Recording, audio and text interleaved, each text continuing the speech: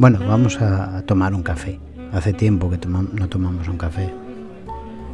¿Cómo podríamos titular este café que creo que, o espero, publicar el miércoles 22 de marzo de 2023?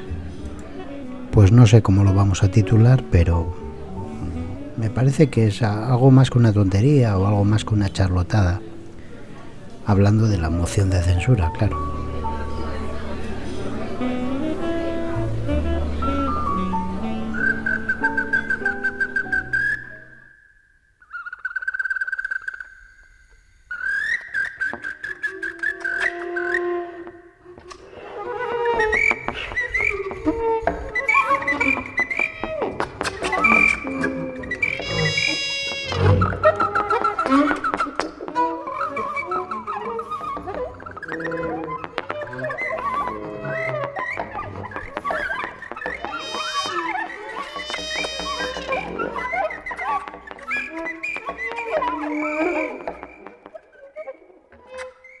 Ha llegado la primavera, Ha llegado la primavera, antes que nada, antes de entrar en el tema, que siempre me gusta, y se nota.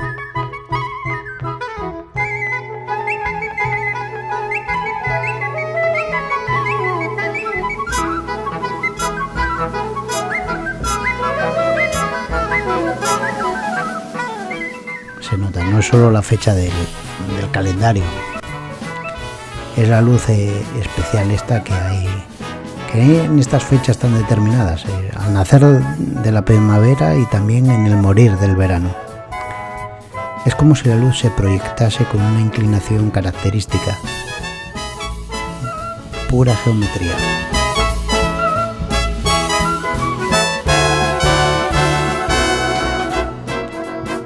Los rayos del sol tienen una caída especial que reverberan las verdes paredes del valle del Nalón, que es escarpadísimo, es un valle escarpado, nube, muy cerrado. Y entonces es una alegría que los rayos te los encuentres. Así que es inevitable salir a dar un paseo a la calle a mediodía. En cuanto vemos un poco de sol aquí, venga, nos tiramos a la calle. Y si no hay sol, también. Encima ayer tuvimos que ir al pediatra con el guaje porque tuvo así una tontería, un poco de una otitis leve y tal, y me dieron unas gotas y nada, muy bien. Y cuando salimos del médico, pues decidimos dar un paseo y acabar, como no, pues tomando una sidra. Cuando llegamos ahí a la sidrería, en un momento pensamos en sentarnos en la terraza que hay, pero estaba completamente a la sombra, y cuando te sientas, pues aún corre el aire frío del invierno que se muere. Así que pasamos dentro y ocupamos una mesa que estaba junto a un ventanal ahí enorme para poder la ocupé yo, para poder ver el espectáculo de la luz. A mí me gusta mucho el espectáculo de la luz. No había mucho ambiente en la sidrería, ¿no? Era una hora así, dentro de 12 y pico, temprana, casi la 1. Pero bueno, todavía no había llegado la gente. Los pocos que estábamos dispersos por las mesas estaban a lo suyo, y salvo yo, salvo que habla, que sí tenía interés en la moción de censura, que sí que se estaba televisando, pues el resto de la gente a sus cosas.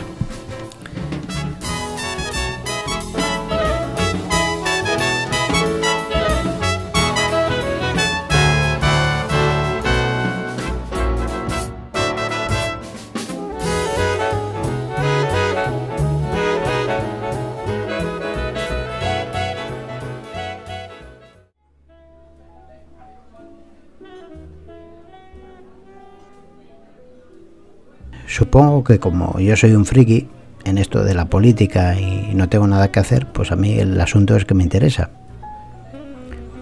Leo mucho conspiranoico que habla de... Siempre los hay, siempre hay gente así, que habla de que todas estas ceremonias del régimen en realidad son cortinas de humo que pretenden apartar los ojos de la gente de los asuntos relevantes, ¿no?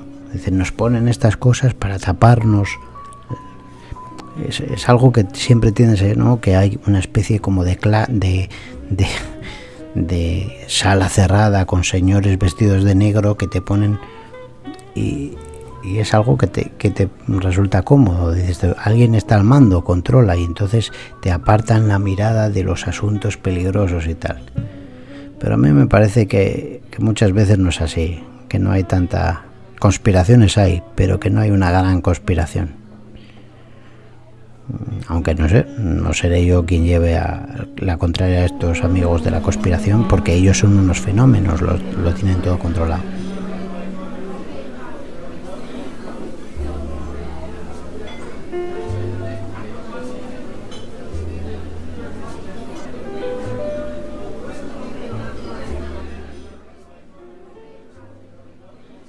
Pero mi idea es que el régimen partitocrático coronado, la monarquía cocotera que tenemos, que me gusta llamarla así, tiene sus ceremoniales, su momento dramático y más que ocultar, me parece a mí, no sé, representa de forma indirecta los movimientos de la sociedad sobre los que se asienta. Yo no soy politólogo y no sé casi nada de política, pero a mí me parece que hay una tradición española, que tenemos una tradición característica, que guste o no, no es que emane del régimen franquista, sino que la podemos ver reflejada con más potencia en el régimen franquista, que digamos cristalizó, y como ahora podemos ver históricamente a distancia el régimen de Franco, vemos esa tradición cristalizada en ese eslabón de la historia, en donde vemos un poco la esencia de la política de Hispania, ¿no? Entonces el franquismo era un mascarón institucional que de partido único, que se llamaba el Movimiento.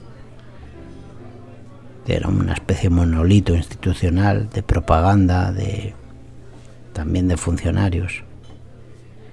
Y la política real del franquismo, que se organizaba por facciones, que en el régimen estas facciones se reconocían como familias, entre comillas, y que estaban en pelea entre sí. Esas familias encima estaban vinculadas a la base, al pueblo, ¿no? Familias que organizaban otras familias.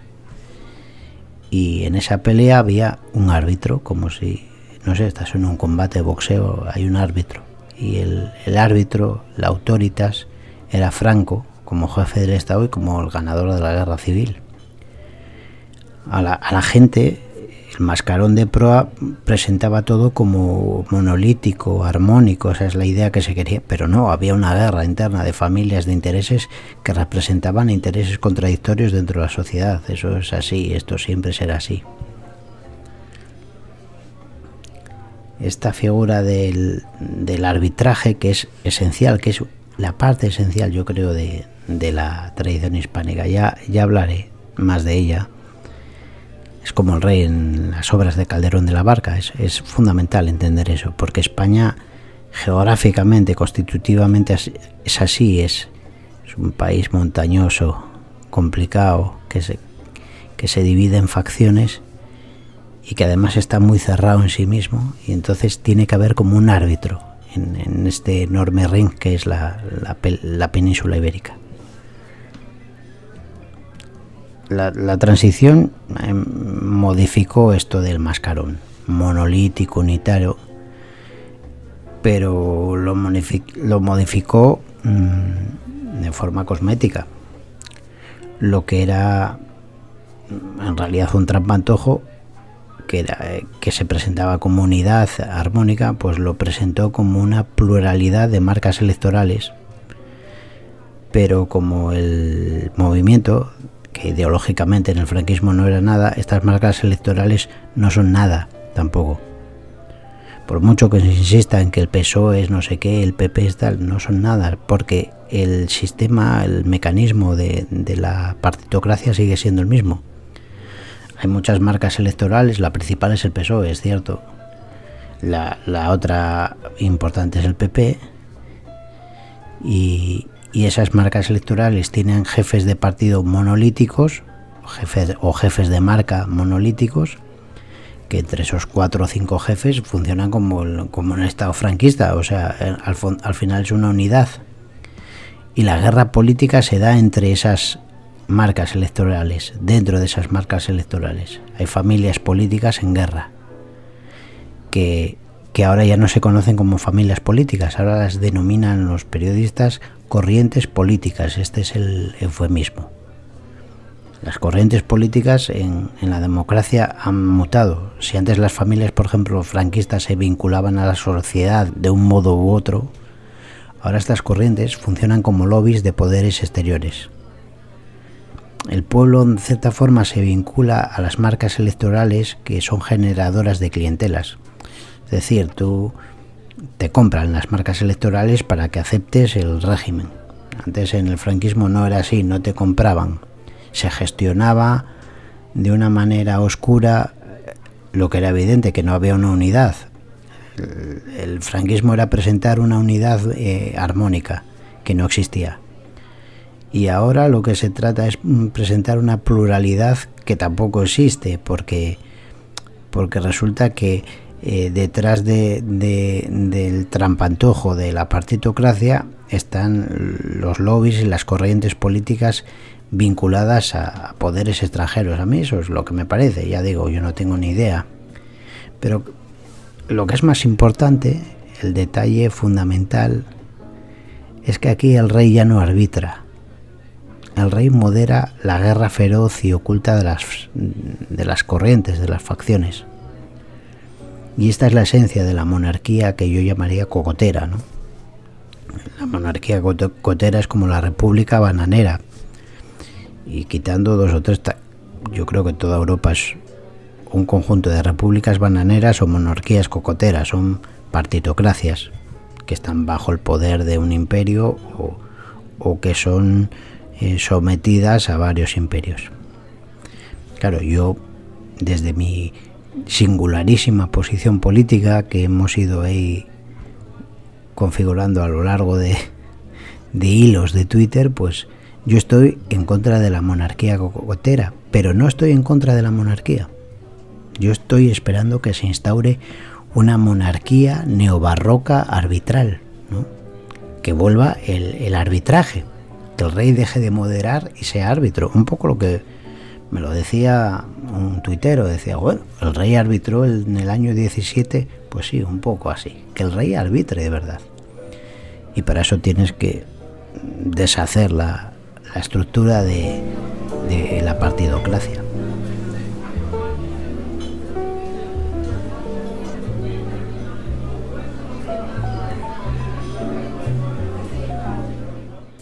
Como casi todos los periodistas son brazos de los partidos políticos y no son independientes, ante el fenómeno este de la moción que se presentaba con un candidato nonagenario, Ramón Tamames, pues han venido a decir que esto era una charlotada, que esto era indignante, que esto era arrastrar por el suelo las instituciones. Pero bueno, la figura de Ramón Tamames es interesante. Hay que recordar que Tamames fue el líder del PCE durante el franquismo, en los años de la transición. Tamames arranca su vida política, además ya haciendo oposición con aquellos sucesos de 1956. Los sucesos de 1956 se refieren a una serie de disturbios que se dieron en Madrid en febrero de ese año. La cosa había arrancado con la muerte de Ortega y Gasset. Entonces unos chavales universitarios, entre los que estaba Tamames, Sánchez Dragó, Muguerza, mucha gente que sería muy relevante posteriormente, pues contrarios al régimen, o sea, demostrando que la fantasía del monolitismo franquista era eso, un trampantojo, era una mentira. pues se movilizaron y entonces provocaron una serie de disturbios y de convulsiones, que aquello concluyó con la destitución del entonces rector de la universidad, Pedro Laín Entralgo, porque encima estaban metidos los falangistas, hubo un lío ahí del 15, sería muy largo de contar, y el ministro de Educación, Joaquín Ruiz Jiménez. Aquello fue una sacudida dentro del régimen, rompió ese cuento que el régimen se cuenta a sí mismo, como ahora está rompiéndose el cuento que la partitocracia desde la transición se cuenta a sí misma. Entonces Tamames arranca su vida política ahí, y Tamames también es un técnico de comercio, que es una de estas órdenes aristocráticas del funcionariado franquista, muy relacionadas con eso que llamamos en Twitter, Nabelgas y yo, el imperio mercader. Ya lo explicaremos qué es, y enemiga de la otra gran orden funcionarial del franquismo y del Estado de España, que son los abogados del Estado, ¿no?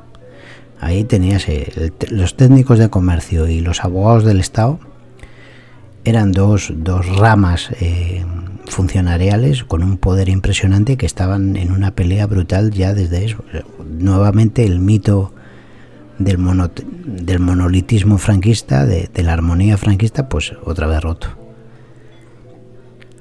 Entonces Tamames era un intelectual de estos, y estaba reconocido por su actividad intelectual. En estos días todo el mundo habla de la obra esta que tuvo, Estructura Económica de España y tal, bueno, todas estas cosas.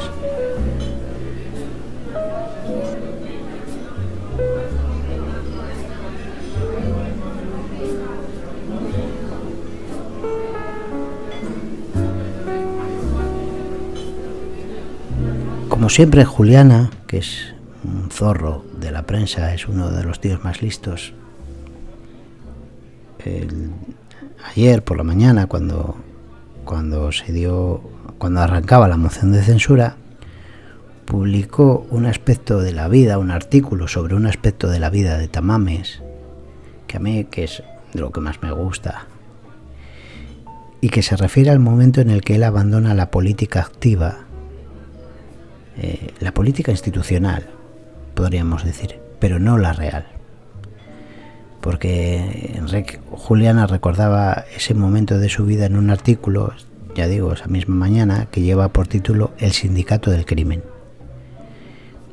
El artículo lo encabeza un cuadro de 1996 del pintor Arturo Toledo, que titularon La tertulia de Antonio Herrero, y es eso, un retrato de los participantes de la tertulia de Antonio Herrero de Antena 3, y de la cadena Antena 3 y después de la COPE, que eso es un mundo increíble, que Juliana dice que se encontró en la casa de Tamames cuando fue a hacerle una entrevista, que se encontró con ese cuadro, y claro, es muy significativo, porque Tamames estuvo en ese grupo periodístico de opinión, intelectuales, periodistas. No me da tiempo aquí a explicar todo eso. Eso sí que tiene un vacillelmo, porque es historia de España, y creo que el artículo lo recoge bien. A estos periodistas eran, digamos, el grupo opositor a Felipe González. Cuando Felipe González tenía mayorías absolutas, tenía el control del país, el PSOE era un rodillo dirigido por la familia política de Felipe González. Y entonces Felipe González definió a estos periodistas que le hacían oposición el sindicato del crimen. Y se podría decir que en torno al periodista Antonio Herrero, que acabó misteriosamente muerto por un corte de digestión cuando llegó Aznar al poder, pues en torno a este periodista surgió una familia política, yo diría, que estaba fuera de las marcas electorales, una familia política que se expresaba en el formato de tertulia radiofónica, que hacían política e influían en la gente ese formato. En unas tertulias radiofónicas estaba Antonio Herrero y estaba un grupo de eso, lo mismo, era pues Pedro J. Ramírez, Jiménez Los Santos, Tamames, un juez que había, que no me acuerdo cómo se llamaba, esto, por supuesto, estaba ahí metido García Trevijano, estaba ahí metido también, ¿quién más estaba? Umbral, Paco Umbral, o sea, estaban todos ahí metidos. Y era una forma de hacer la política saltándose la institucionalidad. Casi era una restauración de las viejas familias del franquismo. Y conectando además con la población, al contrario de lo que hacían las corrientes políticas, refugiadas tras los partidos, tras las marcas electorales, los partidos, pues esto era distinto, esto era casi política más dura, era política a través de los medios. Entonces a Tamames le gustó esto muchísimo, estaban todas las tertulias en esos años.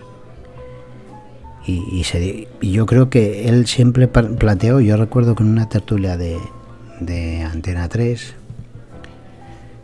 en La Clave, hablando con Trevijano, él le dijo que estar en La Clave era tener una forma de poder.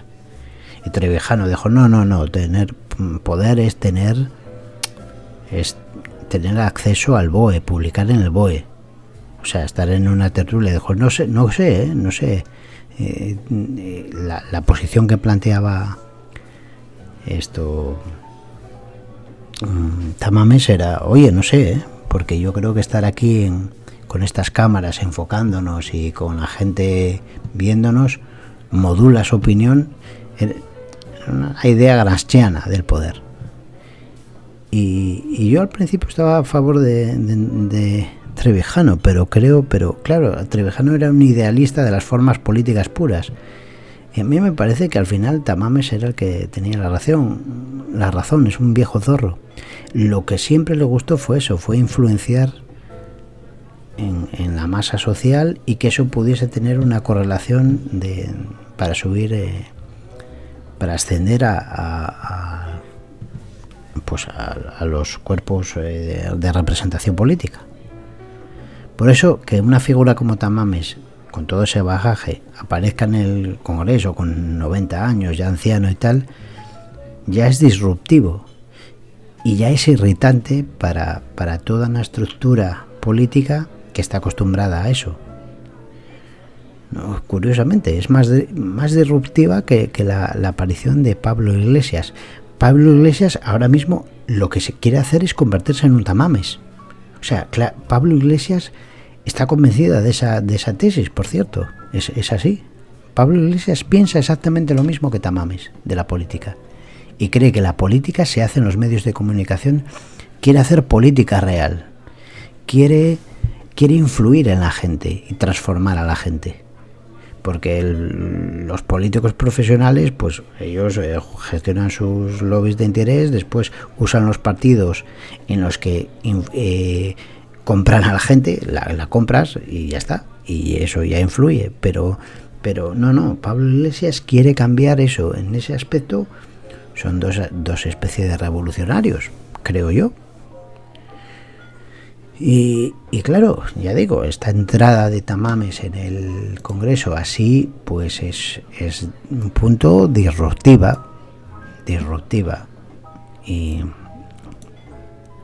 que aparezca en el contexto en el que estamos es aún más disruptivo, yo creo, porque hay que tener en cuenta que el gran imperio que controla el mundo, que lo lleva controlando desde hace 70, 80 años, el mundo anglosajón, imperio mercader, las democracias pletóricas de mercado están en repliegue, que es, digamos, su patio principal, su jardín de recreo, que es la Europa de la Unión Europea, pues ahora mismo está acosada por una guerra en Ucrania. De ese acoso Alemania tiene una crisis impresionante, Francia ahora mismo está en llamas, desprestigiada políticamente en toda su área de influencia, por ejemplo en África, la última visita de Macron a los países africanos de la francofonía ha sido un desastre. La inflación está disparada, Es decir, el modus vivendi de eso, de Europa, está en situación crítica, y resulta que Lagarde ha anunciado que vamos a hacer una criptomoneda europea, que no es una moneda, eso tampoco tengo tiempo de explicarlo ahora, es una fórmula dineraria que va a suponer el control y los recortes de libertades de los ciudadanos, que vivamos bajo esa moneda. Vamos, que todo pinta en bastos. Y claro, con todo este panorama aparece Vox, pide una moción de censura, y mira, tienen la inteligencia, hay que reconocer la inteligencia, que encabezada por un grupo de políticos profesionales. Yo siempre he dicho que Vox lo que tiene es una especie de cuadros de políticos profesionales, empezando por el propio Abascal, mejores que lo que eran, por ejemplo, en Podemos. Podemos son aficionados. No se conocen la carpintería de la partitocracia, pero estos se la conocen muy bien. Entonces Vox es una marca electoral bajo la cual hay una serie de familias que habían sido minoritarias dentro de la marca electoral del PP, o que simplemente no habían tocado pelo en todo el régimen del 78, estaban vetadas por estos poderes de fuera, europeos, carolingios, que decimos nosotros, y que con esta moción de censura entran en la arena política. Estas familias minoritarias resguardadas detrás de la marca Vox, que por ejemplo, mira, son el yunque con la derecha religiosa, contra el aborto, contra la eutanasia, etcétera, etcétera. Después están restos del falangismo muy degradado, con tendencias a ser lepenianos. También está, por ejemplo, tecos vinculados al republicanismo de Estados Unidos. El padre de Espinosa de los Monteros, Carlos Espinosa de los Monteros, el padre o sea, el señor se llama Carlos, resulta que es teco, que es técnico de comercio del franquismo, y que además fue a clase con Tamames. Yo creo que ahí hay una vinculación importante. Y después están, aunque parezca mentira, aunque parezca que no, están los materialistas filosóficos.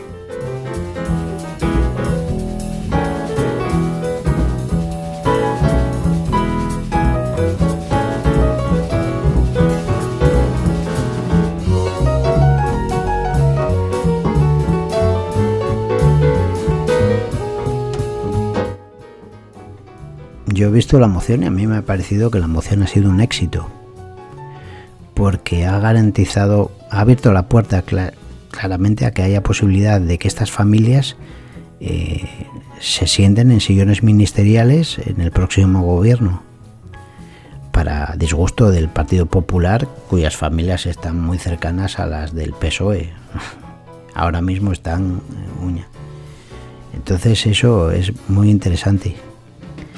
Y claro, las familias que hay detrás del PSOE, del PP y del PP-PSOE, están inquietas. Claro, están inquietas. Joder, esto se ve en las crónicas, los periodistas que están todos a órdenes de este conglomerado, pues dando leña a tope y tal.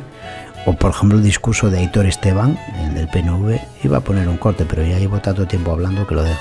Enfadadísimo por la entrada de estas pequeñas familias políticas que no habían tocado pelo nunca en el régimen del 78, y que ahora amenazan el lugar de la suya. Que, por cierto, la familia del PNV es muy particular, porque se ajusta perfectamente, es la que más claramente se ve que la marca electoral y la familia se ajustan.